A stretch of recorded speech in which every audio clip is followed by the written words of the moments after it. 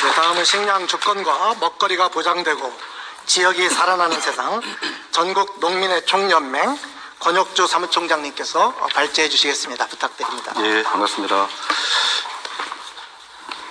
시작하기 전에 박수를 받기는 처음이네요. 광장에서 뵀다가 품위 있는 자리에서 만나니까 서로 어색하고 이런 것 같습니다.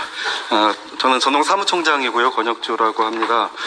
식량 조건 소위에서 이야기 나눴던 내용을 준비하시는 우리 분들께서 오늘 이 자리에 제가 발표를 맡게 되면서 저한테 부탁하신 내용은 이 세부 과제에 대한 자세한 설명보다는 이 식량 주권 소위에서 나눴던 고민들 그리고 앞으로 어떤 방향으로 이른바 식량 주권, 먹거리, 지역 문제를 함께 나눌 것인가에 대한 이야기를 좀 중심으로 해달라는 요청이 있어서 그런 방향으로 말씀드리도록 하겠습니다.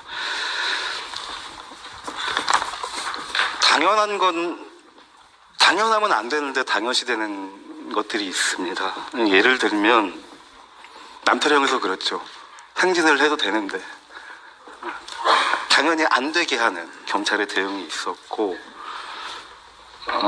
농민들은 이런 거죠. 기후재난으로 생산량이 줄었습니다. 가격이 올라요. 그러면 정부는 수입을 합니다. 여러 가지 이유를 대면서 그렇지요. 농산물 수입이 당연한 겁니까? 이런 겁니다. 당연하지 않을 수 있는데 그냥 당연하다고 생각하는 문제에 대한 고민이 있다는 겁니다. 이른바 물가를 핑계로 저관세, 무관세, 수입 농산물들이 남발하고 그나마 있던 자급률 이런 것들까지 심각하게 영향을 미치고 농민들의 생존권뿐만이 아니라 국민들의 안전까지도 문제를 일으키고 있다는 겁니다. 또 하나 농산물 가격을 농민들이 결정할 수 있습니까? 우리 사회는 안 되는 구조이죠. 그것도 원래 당연한 겁니까? 좀 다른 판단이 필요하지 않겠습니까? 왜 유독 농민들에게는 이중잣대를 적용하고 기후재난 시대 내지는 식량위기 시대라고 하면서 가혹하게 대하는 거에 대한 문제의식, 문제 제기를 하는 것 자체가 이상한 행동으로 보여지는 그동안 그렇게 좀 살아왔던 것 같습니다. 결론적으로는 국가가 이 문제를 해결하는 책임지는 방향으로 이런 식량 주권의 문제, 농업의 문제, 농민들의 삶의 문제, 지역 소멸의 문제, 기후 재난의 문제 국가가 책임지는 방향으로 해야 하는데 이것을 당사자한테 떠넘기는 형태로 역대 정권에서 지금까지 계속 일관해왔다는 것에 대한 문제의식이 있습니다.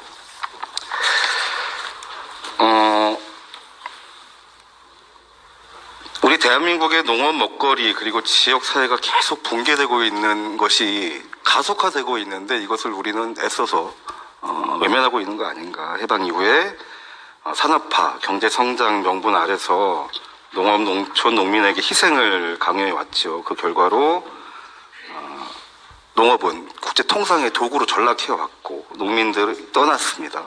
농촌은 소멸 위기에 내몰렸죠.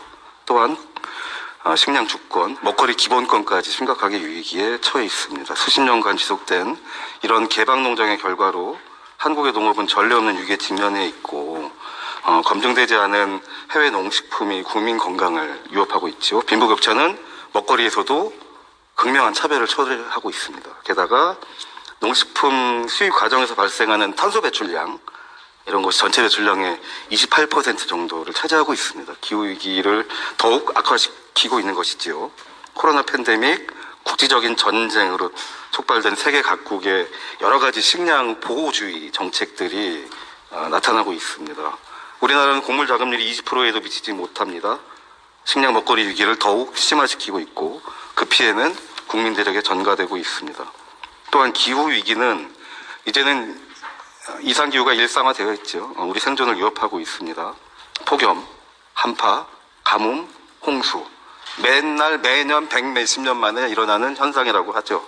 극단적인 기후변화로 인해서 농업 생산의 불안정성이 심화되고 있고 이는 국가의 식량, 농업 위기로 직결되고 있습니다. 농민들은 그 와중에 생계의 어려움을 겪고 있죠. 2022년 통계로 948만 원 정도입니다. 농가당 한 가구당 소득이. 작년에 많이 올라가지고 1,100만 원 시대를 열었습니다. 10%나 무려 올랐어요. 이것을 자랑이라고 얘기를 하고 있죠. 국민들은 안정적인 먹거리를 보장받지 못하게 살아가고 있고요. 정부는 그럼에도 불구하고 자본과 기업 중심의 생산주의 농정을만을 고수하고 있습니다. 기후위기 대응에 여전히 대응이 없습니다. 농업 먹거리 지역사회 위기를 더욱 심화시키고 있다는 것입니다. 농촌은 지금 그 인구 감소, 고령화로 인해서 소멸의 길을 걷고 있어요. 이미 많은 지역이 소멸 위기 단계에 접어들었고요. 이는 단순한 인구 문제를 넘어서 농업과 지역사회의 지속 가능성마저 위협하고 있다는 것입니다. 인구 유출로 인해서 농촌의 노동력 부족이 심화되고 있습니다. 농업 기반이 약화됨에 따라서 지역 경제는 붕괴되고 있는 이런 사이클이 계속 지속 강화되고 있다. 이로 인해서 교육, 의료, 복지, 기본적인 생활 인프라도 없어지고 있고 다시 인구 유출을 가속화하는 7, 80년대 도시가 성장하면서 인홍이 했던 것과는 다르게 계속 지속적으로 인구가 유출되고 있다는 것입니다. 악순환이죠. 언제까지 농업, 농촌, 농민이 희생돼야 되는지, 우리 먹거리를 시장 논리에만 맡겨야 되는지, 국민의 건강과 생명을 위협하는 무책임한 정책만을 지켜봐야 하는지, 뭐 이런 거에 대한 문제의식이 있다는 말씀입니다. 12선 내란은 청산이 되지 않았습니다. 특히나 농업에 내려진 오래된 계엄이 여전히 지속되고 있고 농업 먹거리 정책 결정 과정에서 당사자인 농민과 소비자는 철저히 배제되어 왔고 농업과 먹거리 지역을 살릴 근본적인 해결책은 철저하게 외면당해 있습니다. 기후위기 시대에 맞서서 농업 먹거리 지역 문제를 해결하기 위해서 국가가 책임지는 방향에서의 국가 책임 농정을 조속히 실현해야 되고 친환경 생태 농업으로의 농정 전환, 국민의 먹거리 기본권 이런 것들을 보장해 줘야 되지 않겠냐. 농업 농촌의 다원적 기능을 확립해야 하며 농촌 주민의 기본적인 소득 보장, 지역사회의 서비스 안정망 구축, 지역사회의 자처 협동을 강화하는 방향으로 농정이 진행되어야 한다. 관련 농정 살피하고 생산자, 소비자, 정부 간의 협치 농정을 조속하게 실현해야 된다라고 말씀은 이렇게 드립니다만 너무나 넘어야 될 산이 많다는 겁니다. 이 264페이지부터 나와 있는 식량주권과 먹거리가 보장되고 지역이 살아나는 세상 과제 11개 과제, 세부 과제 48개 있는데요. 실제로 대선 공약 요구안이라고 보시면 되지 않겠어요? 그런데 19대 때도 이 얘기했고요. 20대 때도 이 얘기했고 21대 대선 때도 이 얘기하고 있는 겁니다. 농민들은. 그러니까 뭐냐면 과제가 추가되면 추가됐지 해결된 게 없이 계속 추가만 되고 있다는 얘기입니다. 이게 그냥 농민들이 소외되고 지역 소멸 문제가 문제이니까 그런 것이 아니라 해결되는 방향으로 전혀 진척이 되지 않고 과제만 늘어나는 것에 대한 우려가 있다는 겁니다. 남태령에서의 좋았던 기억이 남태령을 넘자고 이런저런 말씀들을 많이 하시지만 실제로 이것은 광장의 요구, 현장의 열망이 정치로 수렴되어야 합니다. 반드시. 그것은 정치로 수렴되는 것은 법과 제도로 완성이 되어야 하는데 이런 것들이 어디선가 꽉 막혀 있다는 느낌이 많이 들고 사실 오늘 이 자리 토론에도 비슷한 좀 고민이 있다는 것입니다. 특별하게 농업 먹거리 이쪽에서 기후위기 지역 소멸 문제가 많이 심각하니까 우리 얘기를 많이 받아주세요.